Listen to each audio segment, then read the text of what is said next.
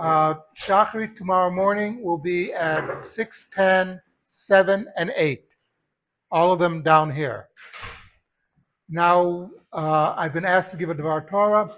It seems Rabbi Schwartz can't make it, so you have to put up with me. I know I'm second string, but we can deal with that. Uh, this week's Parsha, of course, well, we go to the first Rashi in the Chumash.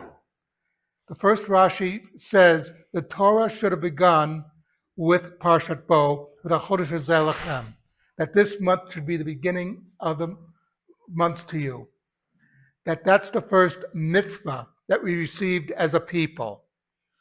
There were mitzvot that all mankind received before this, but that was the first mitzvah given to the Jewish people as a people. And then the question comes up, why Rosh Chodesh? If you're going to give a mitzvah, why not give something, don't murder or something like that? Why this month will be the first month to you? That's how we start.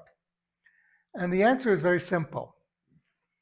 Remember, the Jews were enslaved. Getting the Egyptians to free the Jews, to let the Jews out, was actually the easy part of the story. The question is, what were the Jews being freed for? What was the plan?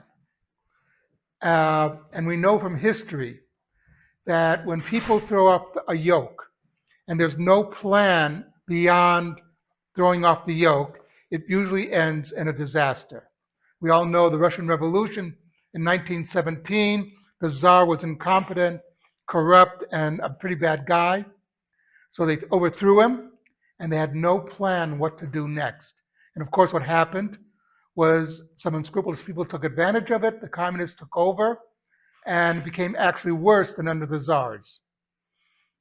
This is a historical lesson that we really have to learn. And this is what the Torah is teaching us. Before you begin to free the people, first make sure they have a mission. Make sure there is something in place, that they don't run amok, that there's no anarchy. Because when slaves get free, what do? They become anarchists. They've been enslaved and they're throwing off the chains, but they need something to hold them back. And you have to let them express themselves through this method. So the first thing the Jews are told, you have to declare the first month. Why this emphasis on time? No slave has a watch. He wakes up when his master tells him to wake up. He does things when his master tells him to do those things. His time is not his own. It's his master's. His master owns his time. A free man, wakes up, he has to be at work at a certain time. He has to do things on a timely basis. He needs a watch. Hashem's saying, you're going to be free now.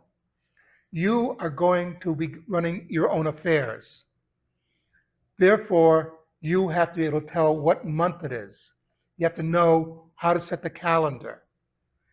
And that is probably the major reason why Parshat Chodesh Hazeh, this month will be the first month for you, why this was chosen. That as free men, we make choices. As slaves, we don't. So it's just something to think about, that we have to be aware of ourselves and our responsibilities. To be free means to be responsible, not just to ourselves, but to others as well. So just something to think about. Kadosh Rabbanim.